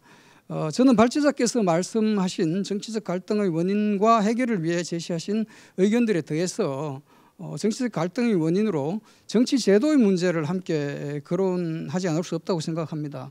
천정배 의원님께서도 조금 말씀을 하셨습니다만은 이 부분에 대해서는 제 개인적인 의견을 따로 조금 말씀을 드리도록 하겠습니다. 그리고 두 번째로 이제 정치적 갈등 해결을 위하여 국민의 정치권에 대한 상황의 압박이 필요하다. 그리고 혁명적 상황에서만 공존의 정치가 가능했다는 분석에 대해서는 조금 다른 측면의 접근이 필요해 보인다는 생각입니다. 아시다시피 우리나라는 1997년도 이후에 4차례 선거를 통한 정권 교체를 경험하였습니다. 그래서 혁명적 상황이 아닌 때에도 유권자의 투표를 통해서 정치권의 문제를 바로잡고 또 더 큰 정치적 혼란 상황이나 정치적 갈등을 예방할 수 있었다 하는 점을 말씀드리고 싶습니다. 그래서 상황의 압박 또 혁명적 상황은 일시적으로 혼란한 정치 상황을 잠재울 수는 있겠지만 장기적으로는 갈등의 불씨를 더 키울 수 있다는 점에서 피할 수 있다면 피하는 것이 더 좋지 않냐 하는 이런 개인적인 생각을 가져봅니다. 선거제도 개선을 통한 정치적 갈등 해결에 대한 저희 생각을 짧게 좀 말씀을 드리고자 합니다. 우리나라는 소선거구 단순 다수 대표제의 국회의원 선거를 채택하고 있습니다. 그러다 보니까 이제 선거가 있을 때마다 양대 정당이 정말 치열하게 경쟁을 할 수밖에 없습니다. 그래서 발제자께서 표현하신 대로 두 진영은 성벽을 맞대고 있어서 성벽을 났으면 바로 상대 진영이 되는 그런 이런 아주 극악한 상황이 되풀이 됩니다. 그래서 우리나라 선거제도의 문제점을 몇 가지 지적을 하자면 첫 번째는 이제 그 국회의원 선거에서 득표율과 의석 점유율의 차이입니다. 그리고 두 번째는 유권자의 투표 선택의 제한이라고 생각을 하고요. 세 번째는 선거구 국회의원 지역 선거구 획정 자체의 문제가 있습니다. 그래서 먼저 국회의원 선거에서 득표율과 의석 수가 큰 차이를 보입니다. 그래서 이런 이유로 인해서 선거가 끝난 이후에도 상시적으로 정치적 갈등이 계속된다는 점입니다. 예를 들면 2020년에 실시된 제21대 총선 결과를 보면 더불어민주당이 이 미래통합당보다 이제 득표율에서 8.46% 정도 앞섰습니다. 그런데 의석수 차이를 보면 더불어민주당이 163석을 가져가고요, 미래통합당이 84석으로 의석수에서는 거의 배에 가까운 이렇게 차이를 보입니다. 그래서 유권자 입장에서 봤을 때 국회의원 선거를 이렇게 주변을 이렇게 둘러보면 거의 지지자들이 반반 정도 지지한다 이런 느낌을 감으로 가지고 있습니다. 그런데 그리고 실제적으로 득표율 차이도 전국적으로 이렇게 해보면 큰 차이가 나지 않습니다. 그런데 의석 결과를 보면 이렇게 큰 차이를 보이게 됩니다. 그러다 보니까 이 선거라는 것이 선거 양상 자체가 굉장히 이제 치열해집니다. 치열해지고 선거가 임박한 시기 또는 선거 기간에 발생하는 후보자나 정당 관계자의 작은 실수나 아니면 또 악재 이런 걸로 인해서 흔히 말하는 이제 바람이죠. 바람을 타서 이제 선거 결과가 이렇게 나타나 버리는, 선거 결과가 실수나 악재에 의해서 좌우돼 버리는 이런 결과가 나타나고, 또 하나는 그러다 보니까 선거가 정책 중심이 아니고 상대 정당 후보자의 약점을 찾아서 공격하는 네거티브 선거를 하거나 아니면 과열 양상을 보이거나 유권자를 갈라쳐서 선거에 유리하도록 이렇게 선거 국면을 이렇게 이끌어가는 그런 선거 전략, 또 자극적인 공약 이런 걸로 이제 나타나게 됩니다. 그래서 선거에서 근소한 표차로 당락이 결정될수록 선거는 더 치열해질 수밖에 없고요. 선거 기간 중에 양대 정당 지지자들 간의 갈등이 이렇게 증폭되는 현상을 늘 보여왔습니다. 그리고 이게 이제 선거를 마치면서 이런 갈등 양상이 종식이 되는 것이 아니고 선거가 끝난 이후에도 지지율 차이는 별로 없었는데 의석수 차이가 너무 많이 차이가 나다 보니까 일부 이제 강경 지지자들 입장에서는 선거 결과를 심지어 의심하기도 합니다. 선거관리위원회가 부정을 저지른 것이 아니냐 이렇게 의심을 하기도 하고, 또 선거 결과에 대해서 승복하지 못하는 그런 어떤 문화 또 분위기가 일상화되고 이런 것들이 이제 정치 갈등을 상시화시키는 그런 측면들이 있습니다. 그래서 이런 어떤 정치 제도 측면에서의 접근이 필요하다 이렇게 보여지고요. 소선거구 단순 다수 대표제의 더 큰 문제점은 선거에서 유권자의 투표 선택 폭을 제한한다는 점입니다. 선거가 양대 정당의 대결 구조로 진행됨에 따라서 양대 정당에 실망한 유권자들이 있습니다. 분명히 이제 지지를 하다가 정책에 대해서 실망하든 인물에 대해서 실망을 하든 실망을 하게 되면 양 정당의 지지율이 극단으로 이렇게 쏠리다 보니까 상대 정당을 지지할 수는 없는 겁니다. 아무리 이 상황이 자기가 지지하는 정당에 대해서 실망을 하더라도 도저히 상대 정당을 지지를 할 수 없고, 그러다 보니까 기권을 해버립니다. 기권을 하거나 아니면 어쩔 수 없이 울며 겨자 먹기식으로 기존 정당을 지지하는 그런 투표 성향을 보이게 됩니다. 지난 6월달에 실시된 그 제8회 전국 동시 지방선거에서 광주광역시 투표율을 보면 아주 낮았죠. 37.7%였습니다. 그래서 이 현상들은 기존 지지 정당이 실망한 유권자가 투표에 참여하지 않고 기권한 결과다 이렇게밖에 볼 수 없습니다. 그래서 유권자의 선택폭 확대를 위해서라도 중도 성향의 제3정당이 필요하고 또 선택 가능한 대안이 될 수 있는 제3정당이 있다면 양대 정당이 실망한 유권자들이 상대 정당에 대한 적대감으로 기권을 하거나 어쩔 수 없이 기존 지지 정당에 투표하기보다는 제3정당을 선택하는 그런 투표를 하게 될 것입니다. 그래서 과거 우리나라 정치사를 보면 제3정당이 없지는 않았습니다. 그러나 대부분의 제3정당들이 지역에 기대거나 아니면 특정 인물에 기대서 정당들이 만들어졌기 때문에 지속성이 부족해서 실패할 수밖에 없었습니다. 그래서 양대 정당이 대안이 될 수 있을 정도의 지지율을 확보할 수 있는 제3의 정당이 지속적으로 존속하고 또 양대 정당을 견제할 수 있도록 하기 위해서는 인물이나 지역에 기댄 정당이 아닌 선거 제도의 개선을 통해서 제3정당이 성장할 수 있는 정치 환경이 만들어져야 된다고 생각을 합니다. 그리고 의회에서도 예를 들면 뭐 교섭단체를 구성한 정당이 한 4개 정도 된다. 이렇게 그 의석을 그렇게 국회가 구성이 되었다가 보면 지금처럼 다수당이 이렇게 독주를 하는 그런 양상을 보이기보다는 국회 운영이나 국회 운영에 관련된 법률이나 국회 관행 이런 것들이 훨씬 더 잘 지켜지고 정당 간의 협치도 지금보다도 훨씬 더 잘 될 거라고 이렇게 생각을 해봅니다. 그리고 현행 국회의원 지역 선거구 자체의 문제점들이 있습니다. 아시다시피 농어촌 인구가 지속적으로 감소를 하고 있다 보니까 농어촌 지역의 지역구 수가 많이 줄어들고 있습니다. 그래서 농어촌 지역의 지역 대표성 문제가 선거구 획정할 때마다 제기가 되고 있고요. 또 하나 이제 시골 지역으로 가보면 4개 이상 지방자치단체를 하나의 선거구로 한 선거구가 지속적으로 증가하고 있습니다. 예를 들면 20대 국회에서는 8개 선거구가 4개 이상 지방자치단체가 하나의 선거구였는데 21대에서는 이게 13개로 이렇게 증가를 하게 됩니다. 그리고 이제 공직선거법에서는 하나의 지방자치단체를 분할해서 국회의원 선거구를 만들지 말라 이렇게 규정을 두고 있음에도 불구하고 예외적으로 지금 하나의 지방자치단체를 분할해서 선거구를 만든 사례들이 이 사례들도 계속 증가해서 지금 현재 6개 선거구나 되고 있고요. 가장 심한 경우에는 이번 21대 국회의원 선거에서는 이 경기도 화성 지역에 봉당읍이라는 읍을 분할해가지고 2개의 국회의원 지역구를 이렇게 분할해서 이렇게 선거구를 만드는 그런 정도의 어떤 비정상적인 지역 선거가 굉장히 많이 증가하고 있습니다. 그래서 지금 현재 소선거구를 가지고서는 다음 국회의원 선거에서 정상적인 국회의원 선거구 획정이 가능할 것인지 의문스러울 정도로 한계에 봉착한 상황이다 이런 말씀을 드리겠습니다.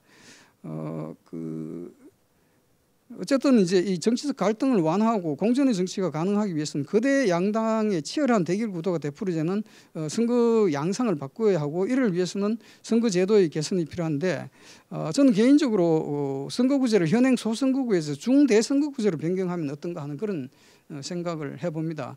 중대선거구제를 도입할 경우에는 이제 양대 정당에 실망한 유권자는 기권하거나 지금처럼 기권하거나 어쩔 수 없이 기존 지지 정당을 지지하기보다는 제3의 정당을 지지할 수 있는 정치적 선택의 폭이 훨씬 커질 것입니다.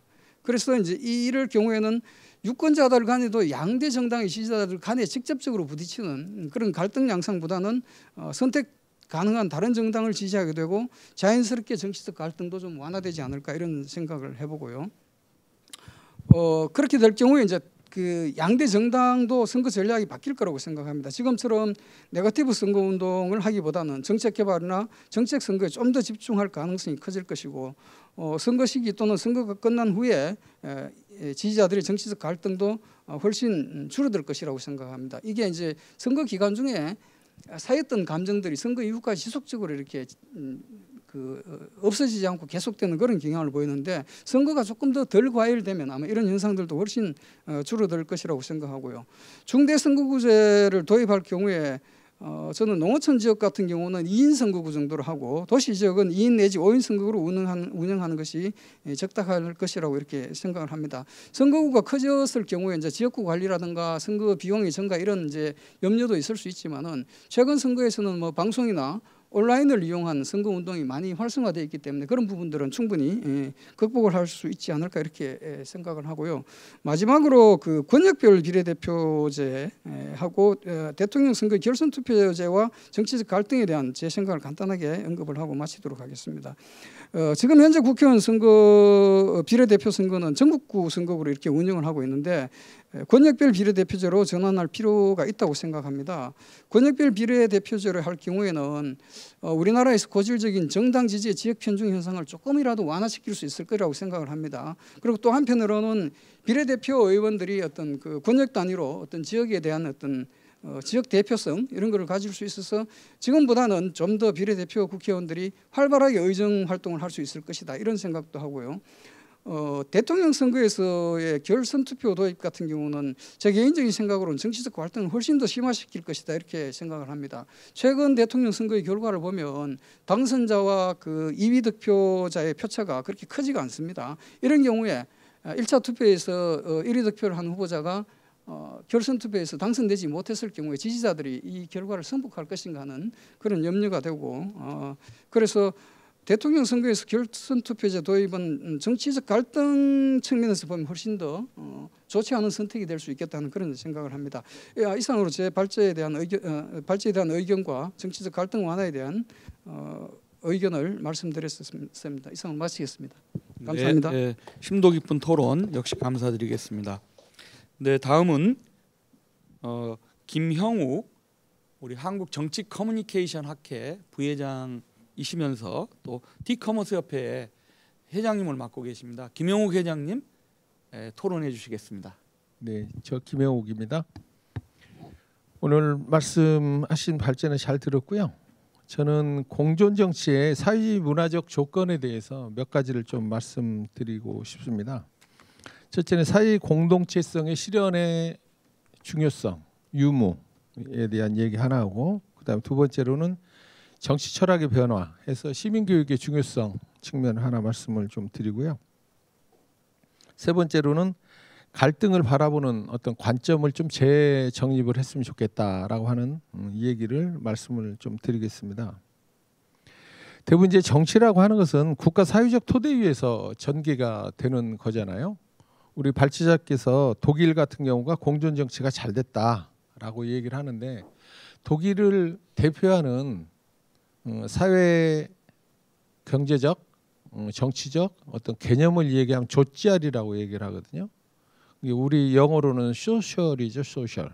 그래서 이제 독일 같은 경우는 사회민주주의를 얘기를 할 때 우리가 얘기하는 공산주의네, 자본주의네, 사회주의네 이런 개념이 아니라 독일의 아주 독특한 역사 문화적 배경을 가지고 있는 용어인데요.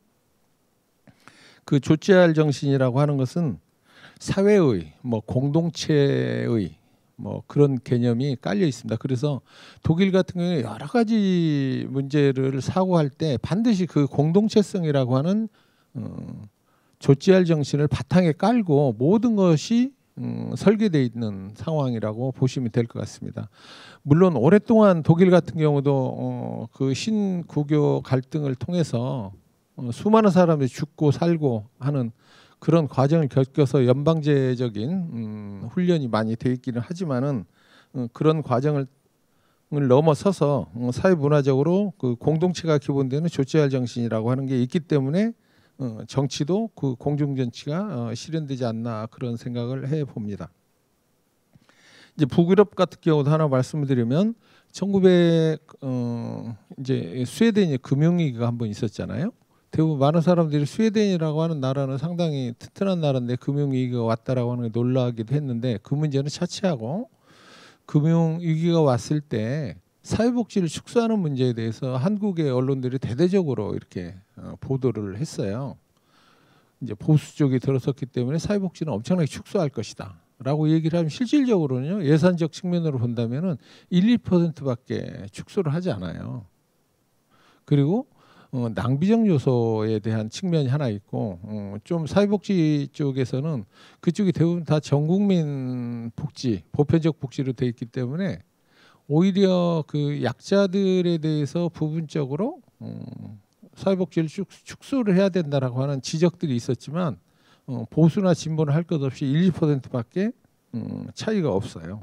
그만큼 사회 자체가 상당히 생활적인 측면에서 안정이 돼 있는 상황이기 때문에 갈등적 요소를 정치 쪽에서 제기하는 갈등적 요소를 일상생활에서 내 스스로가 좀 받아들여서 그거를 액션을 하는 그런 요소가 적은 거죠. 이제 그런 면을 본다면 저는 한국 같은 경우도 공존 정치의 조건 중에서 특히 이제 사회 공동체성을 실현하는 차원에서 본다면 불평등 문제들을 해소하는 게 매우 중요하다고 저는 생각을 하고 있습니다. 우리나라를 얘기를 하면은 보통 부유한 나라, 가난한 국민을 얘기하거든요. 근데 이제는 부유한 나라에서 삶의 질이 부유한 국민으로 좀 바꾸지 않으면 안 된다고 생각을 합니다. 우리가 1900 IMF 이후에 특히 이제 세계화 문제가 많이 진행이 돼서 불평등 문제가 매우 심각하다라고 얘기를 하고 우리 한국이 세계화로 인해서 많이 어려워질 거다라고 얘기를 했는데요. 세계화의 역설 얘기를 최근에 많이 합니다. 우리가 이제 밀라노비치의 코끼리 곡선이라고 하는 게 있는데 코끼리가 이렇게 등이 있고 코가 높이 올라가는 그게 이제 소위 우리가 소득 불평등 곡선을 얘기를 하는 건데 그 불평등 곡선의 문제 이전에 세계화로 인해서 가장 혜택을 받은 나라들이 어디냐라고 얘기를 했을 때 한 6개 나라를 꼽거든요. 중국, 한국, 헝가리, 브라질. 그래서 중국 같은 경우도 신흥 중산층이 많이 생긴 거예요. 한국도 돈을 많이 벌었어, 국가가. 근데 결국은 불평등 문제가 심화된 거죠. 자산 불평등이나 소득 불평등 이런 문제가 매우 심각한 상황으로 놓이게 된 거죠. 그래서 이런 문제가 생기니까 갈등 문제라고 하는 것은 스스로 무슨 상황이 생겼을 때 불을 확산시킬 수 있는 그런 사회적 조건들이 지금 형성되어 있는 상황인 것 같습니다. 그래서 그런 문제들을 불평등 문제를 해소해야 되는 거죠.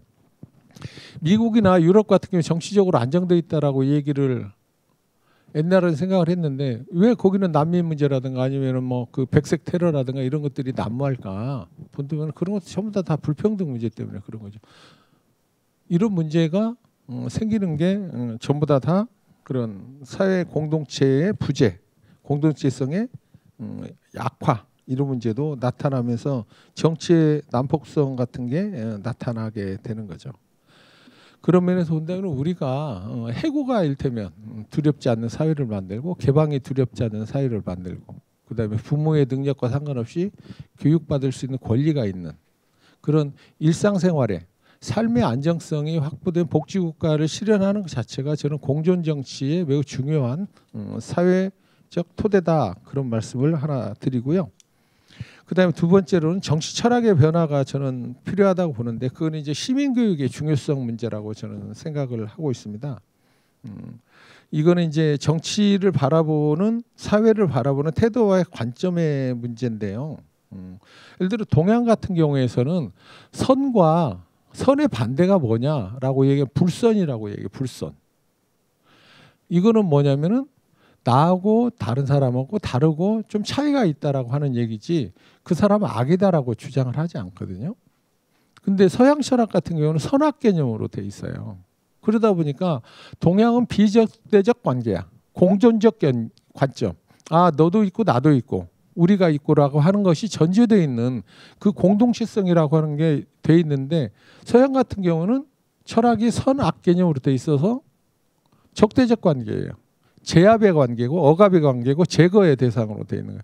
근데 불행하게도 저는 우리나라의 고등학교 때까지의 보편적으로 배우는 우리가 국민교육 과정에서 배우는 고등학교까지의 지금도 뭐 윤리 과목인지는 제가 모르겠습니다. 사회 과목인지는 모르겠는데 거기에서 대부분 많이 배우는 게 서양 철학을 많이 배우는 거거든요.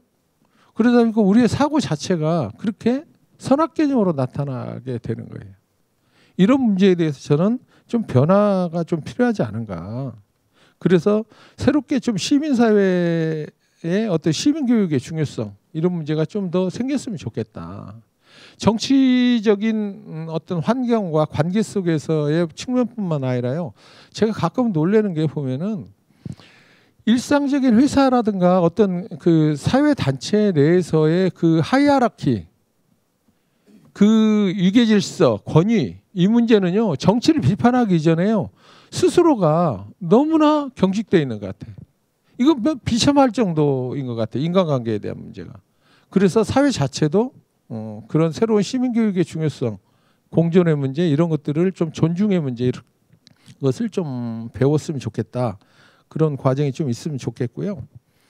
그다음에 제가 이제 그 좀 잠깐 공직사회를 할 때 주로 시민사회 일도 하고 그러면서 갈등 관리 문제에 대해서 많이 얘기를 했었는데 예를 들어 노무현 정부 시절에는 갈등 관리를 주로 했던 지속가능 발전위원회 그런 일도 많이 있었죠.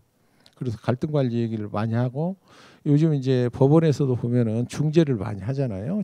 판결에도 맡기기 전에 그렇게 얘기를 하는데 이때부터 쭉 나왔던 게 뭐냐면 갈등을 바라보는 관점이에요. 우리가 갈등은 사회적 비용 얘기를 하거든요. 갈등의 사회적 비용을요. 어떤 경우에는 몇십조를 얘기해요. 몇십조.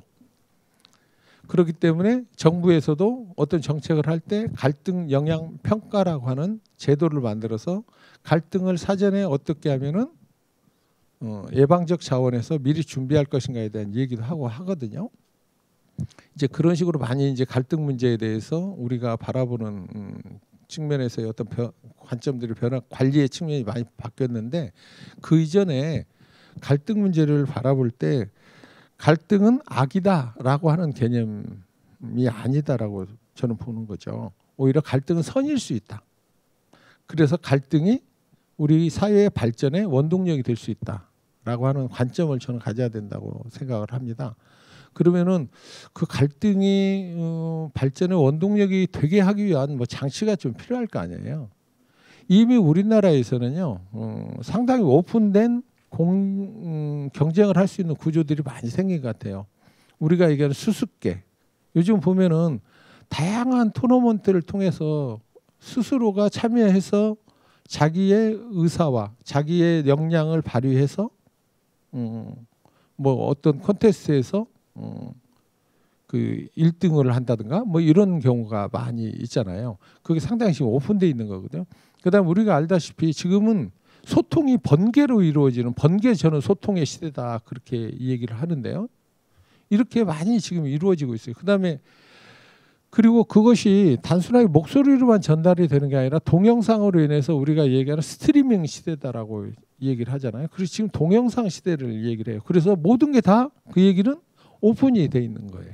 즉시적으로 전국적으로 동시다발적으로 이렇게 소통이 가능한 시대인 거잖아요.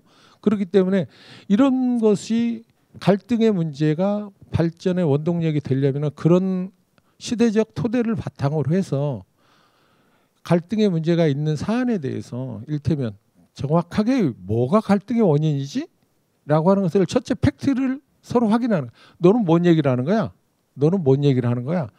객관적 자료에 대해서 다 확인을 하고 그다음에 여기서 그러면 쟁점이 뭐지?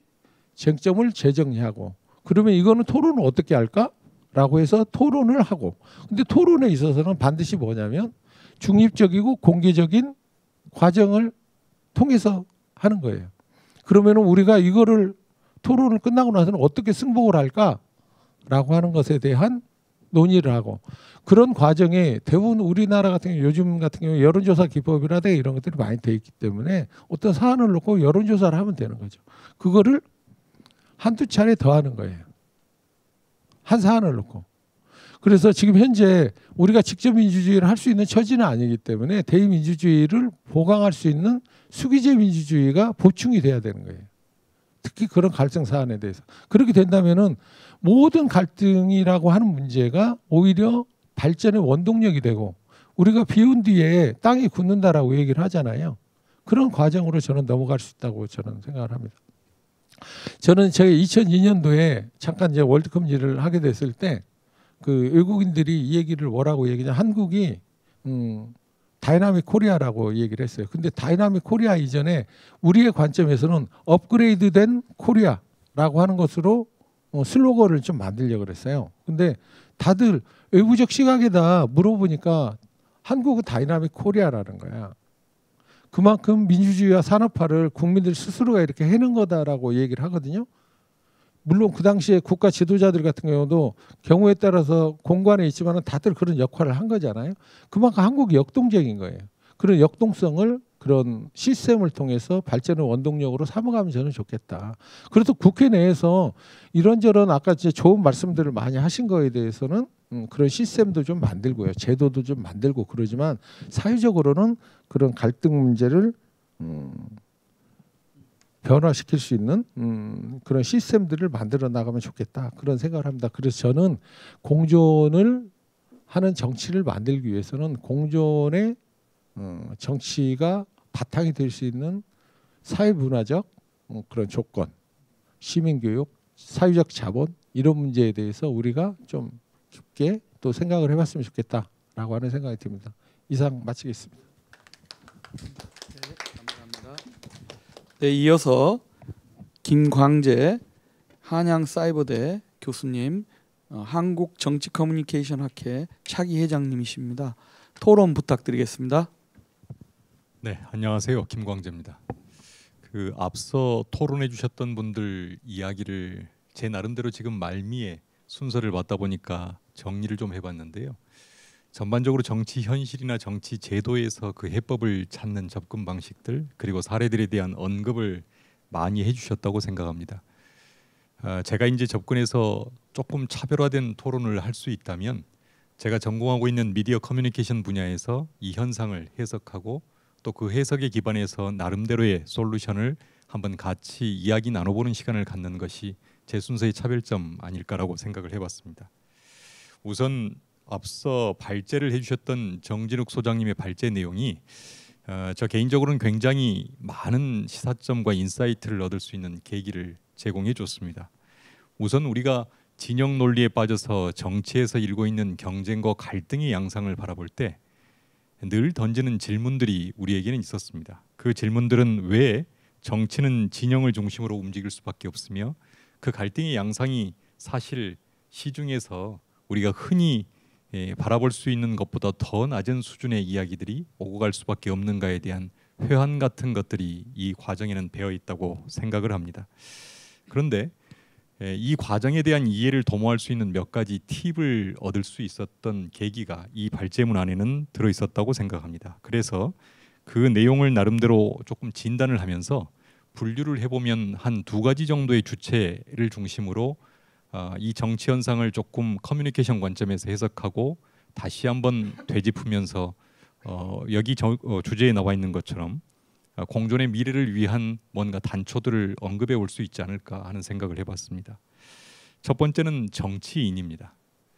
정치인을 중심으로 살펴보면 정 소장님께서 발제하신 진영 논리와 갈등, 경쟁 그리고 적과 동지를 구분하는 이런 이분법적 방식들이 충분히 이해가 됩니다. 앞서 말씀하셨던 것처럼 정치는 경쟁과 갈등 그리고 그 성패의 결과가 너무나도 명확하고 그 성패의 결과를 통해서 나타나는 정치인들이 받는 체감하는 결과들은 굉장히 극단적입니다. 두 가지를 언급해 주셨는데 첫 번째는 존중과 공존의 정치가 사라지는 것 그리고 모든 의사결정 과정에서 차순위로 밀리거나 배제되는 걸 겁니다. 이것을 주도하는 세력에서 이렇게 배제되는 세력으로 나서게 되면 그 다음엔 이것을 어떻게든 원복 내지는 회복하려 들 텐데 그 회복의 과정에서 취할 수 있는 가장 손쉬운 방식이 실은 많은 노력을 기울여야만 얻을 수 있는 것에 비해서 진영 논리는 매우 손쉬운 수단이 될 수밖에 없고 그것이 다시 경쟁과 갈등을 야기하면서 팬덤 정치를 야기하는 악순환을 만들어낼 거라는 생각을 해봤습니다. 그렇다면 두 번째 주체인 우리 국민이나 또 정치의 수용자들은 어떻게 이 현상을 바라보고 해석할 수 있을까라는 건데요. 공존과 존중의 정치를 바라볼 때 국민들은 또는 정치 수용자들은 그것을 결과로서 이해하시는 분들도 있겠지만 정치의 행위의 한 가닥 정도로 바라볼 가능성이 저는 높다고 생각합니다.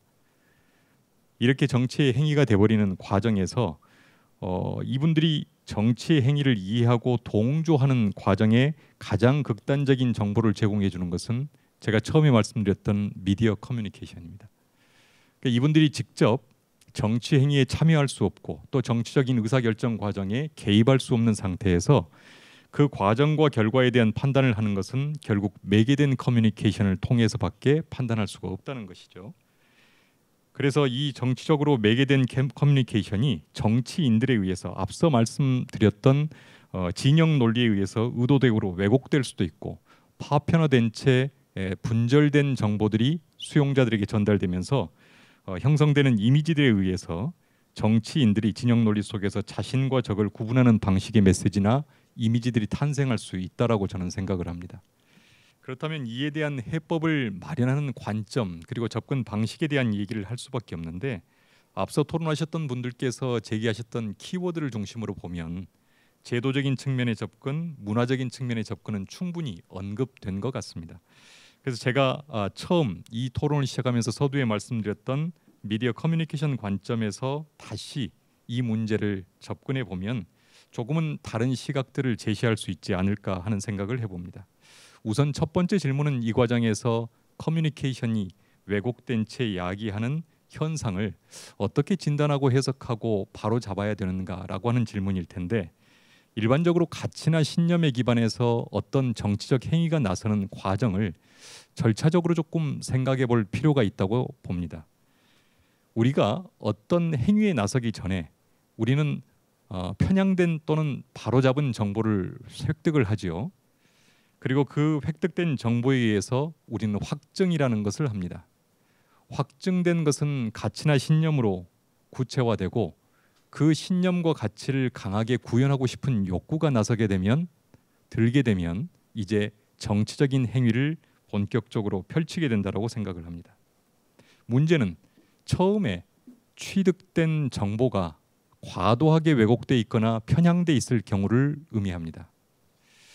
이 편향된 정보의 힘이 어느 정도로 커질 수가 있는지를 잠깐 한번 생각을 해보죠. 저도 이제 자주 인용하는 표현 중에 하나인데 우리가 달나라에 간 적이 없지만 달에 토끼가 살고 있지 않다는 확증이 있지 않습니까? 그리고 그 확신을 가지고 우리는 어떤 토론에도 참여해서 그것을 강하게 주장합니다. 무엇에 기반한 확증인가를 한번 생각해 보면 과학자들이 알려주는 정보에 대한 신뢰에 기반하고 있고 그 과학자들의 권위를 인정하기 때문에 직접 체험하지 않고도 다르토끼를 의심하지 않습니다. 정치적인 행위가 이루어질 때도 마찬가지라고 봅니다. 그 정치적 행위를 하기 위해서 우리가 획득된 정보가 올바른 정보였다면 그리고 그것의 권위를 인정할 수 있는 방식이었다면 확증과 행위로 이어지는 과정이 결코 사회적으로 무리를 일으키거나 불필요한 갈등을 쟁점을 야기시키지 않을 겁니다. 그래서 매개된 커뮤니케이션이라고 하는 것 자체를 판단하고 또 그 과정에서 획득된 정보를 이용할 때는 우리가 그만큼 신뢰와 권위를 인정할 수 있는 환경을 조성하고 또 주체로 나서서 의견을 적극적으로 개진할 필요가 있다고 생각을 합니다. 미디어 커뮤니케이션, 특히 매개된 커뮤니케이션에 대해서 그래서 우리가 우리 사회적으로 걸어야 될 기대가 무엇인지를 조금 더 분명히 할 필요가 있다고 생각이 됩니다. 마지막으로 그 기대와 관련된 슬로건을 하나 소개하고 마무리를 지을 텐데요. 제가 주목하고 있는 국제 포럼이 하나 있습니다. 영국 런던에서 매년 열리는 포럼인데요. 이 포럼이 매년 내걸고 있는 미디어 커뮤니케이션 분야의 슬로건은 Meet us or move us입니다. 본인들에게 전달되어지는 이 사회 경험하지 못한 온갖 종류의 정보들을 그저 미디어가 단순히 거울처럼 비춰주는 역할만을 할 것인지 아니면 우리 사회를 좀 더 나은 방향으로 옮아가게 하는 운반자의 역할을 할 것인지를 스스로 판단하고 거기에 거는 기대만큼 행위에 나서야 된다는 얘기입니다. 오늘날 정치 커뮤니케이션에서 정치 현상을 바라보고 해석할 때 그것이 올곧은 방향으로 나아가기 위해서 우리 사회가 또 우리 정치 구성원들이 가져야 될 어떤 기대는 바로 이와 같은 것이 아닐까 생각해 봅니다. 이상입니다. 네, 진지한 토론 감사드립니다. 이제 마지막 토론자인데요. 이종희 한독사회과학회 회장님께서 토론을 해주시겠습니다. 네, 좋은 발제 진심으로 감사드립니다. 정치 현장을 생생한 경험을 바탕으로 내공이 깔린 그리고 이론적 깊이가 돋보이는 그런 발제였습니다. 정치 커뮤니케이션의 현실을 진단하고 좋은 사례들도 또 소개해 주시고 대안까지 모색한 글이어서 발제문 받자마자 정말 제가 흥미롭게 읽었습니다. 단숨에 읽었는데요. 발제자께서는 두 진영은 성벽을 맞대고 있어서 성벽을 나서면 바로 상대 진영이다 그런 말씀을 하셨는데요. 정치 커뮤니케이션의 현상을 그대로 압축적으로 보여주는 그런 표현이라는 생각이 듭니다. 여기서 정치권과 언론의 역할이 상당히 크다는 생각이 들어요. 제가 사실 독일에서 유학을 하고 그 독일 대학에서 강의를 할 때 가장 빼놓지 않고 했던 일 중에 하나가 시사 토론 프로그램을 보는 역할이었습니다. 그래서 제가 조금 시사 프로그램을 유학 때 많이 본 이유 중에 하나는 가능하면 좀 고급 독일어를 많이 쓰기 위한 것도 있었고요. 그리고 토론 프로그램이 상당히 재밌다는 생각을 해서 봤는데 그런데 우리하고 큰 차이점이 있었습니다.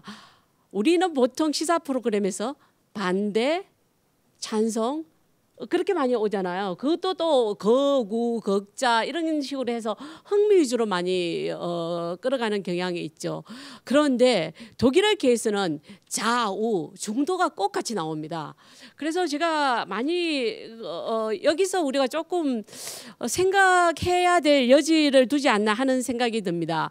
우리 정치권과 언론이 사실 이런 정치의 양극화 현상에 어쩌면은 조금 기여하고 또 주체자 역할을 하는 측면은 있지 않나 하는 성찰이 필요하지 않나 하는 생각을 해보게 됩니다. 그리고 이러한 현상은 사실상 선거 제도에서도 나타나고 있습니다. 우리 여러 토론자나 발제자분들께서 말씀을 하셨는데요. 다수 대표제하에서는 사실상 군소정당 그리고 소수 집단이 소외될 수 있습니다. 그리고 또 성별 또는 연령별로 정치 대표성의 불비례성이 나타나게 되는 거죠. 그래서 비례대표제는 이러한 단점들을 보완하는 완충제 역할까지도 하게 되는 거죠. 그래서 우리가 이제 그 연동형 비례대표제를 많이 얘기를 하고 있죠. 특히 독일의 케이스들을 많이 얘기를 하고 있는데요. 참 재밌습니다. 독일은 정당 투표와 그리고 지역구 투표를 이렇게 같이 하게 되는데요. 정당의 표에 따라서 의석수가 정확하게 맞게 됩니다. 그리고 혹시라도 거기 지역구 의석수에서 정당이 얻은 득표수보다 높을 경우에는 의원들 수를 늘려줘서 정확하게 그 정당의 득표율과 의석수가 정확하게 맞게 그렇게 하고 있는데요. 그렇게 해서 우리도 이제 준연동형 비례대표들을 도입을 하긴 했지만 이런 준연동형 비례대표제가 사실상 여러 가지 한계점이 있어서 우리 실정에 맞는 선거제도를 도입을 해야 되지 않나 그런 생각을 하게 되는데요. 우리 청년 대표성 문제도 여기서 발제문에서 언급이 되었습니다.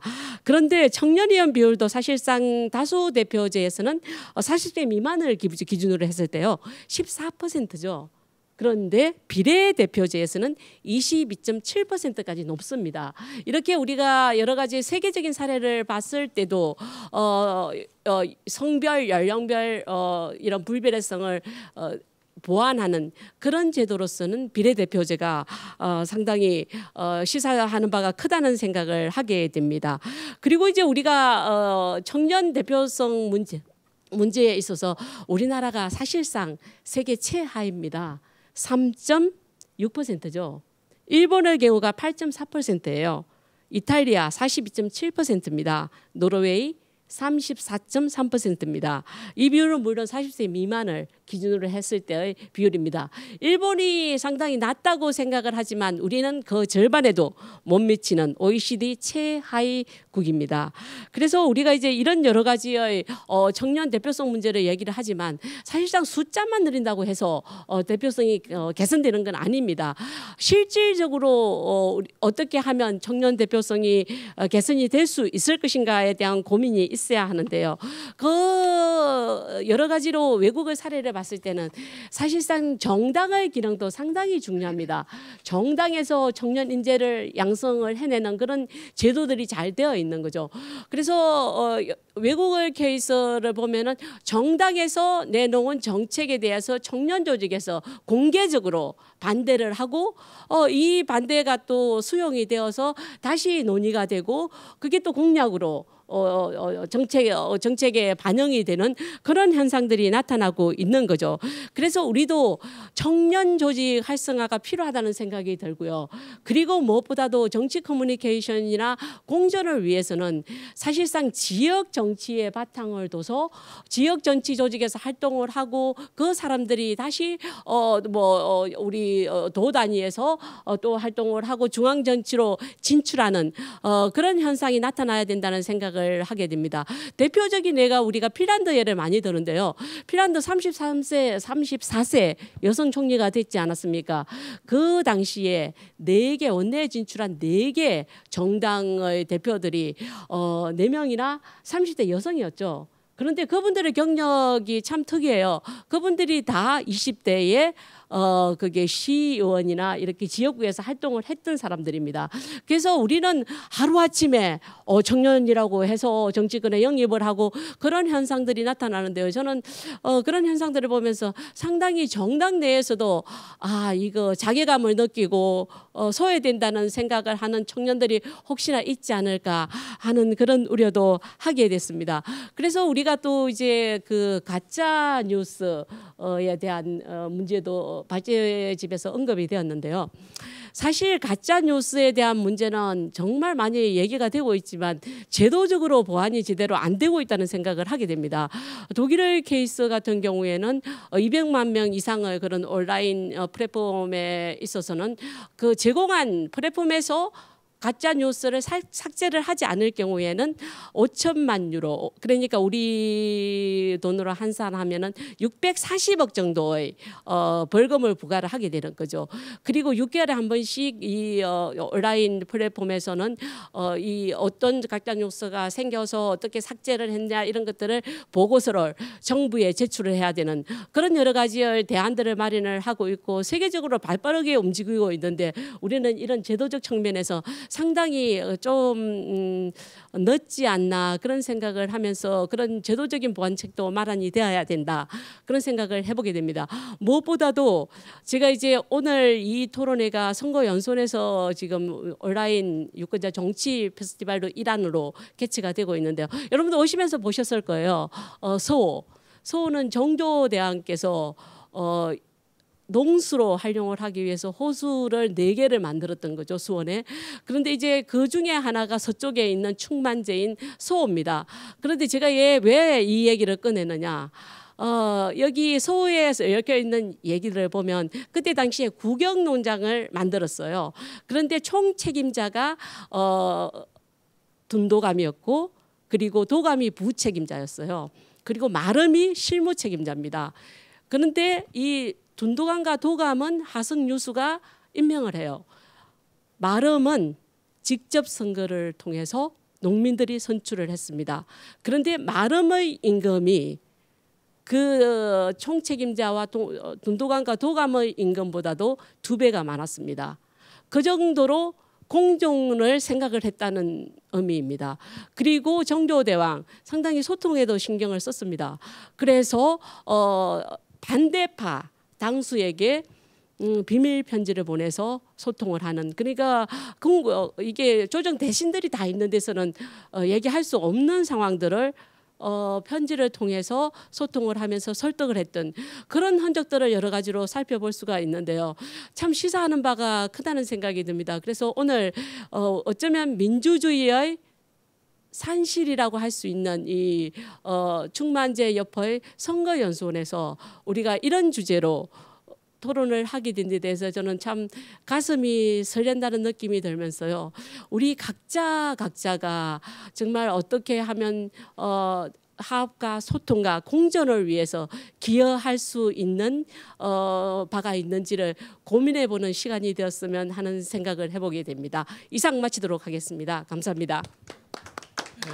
지금 한국 정치의 가장 큰 문제는 상대방에 대한 증오와 갈등을 증폭하는 양극단의 정치 문화가 아닌가 싶습니다. 진영 정치가 문제가 되고 있는 것이죠.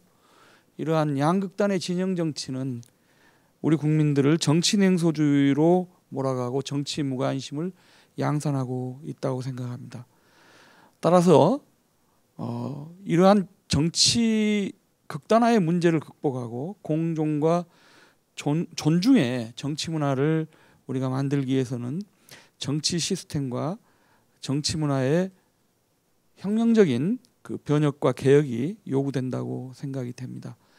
공존과 존중의 정치 문화를 위해서는 무엇보다도 지금 우리가 정보 공개를 바탕으로 팩트에 기반한 토론과 공존의 공론화의 이런 문화를 만들어야 한다고 생각이 됩니다. 그래서 이제 우리가 양극단의 정치를 극복하고 소통과 대화의 정치를 복원해서 함께 더불어 미래의 정치를 얘기할 수 있는 그러한 정치 풍토를 만드는데 함께 지혜를 모아야 할 때가 아닌가 싶습니다. 2022년 유권자 정치 페스티벌의 일환으로 한국 정치 커뮤니케이션 학회가 주최한 공존과 존중의 정치 커뮤니케이션 세미나를 마치도록 하겠습니다. 대단히 감사합니다. 아이고 고생하셨습니다.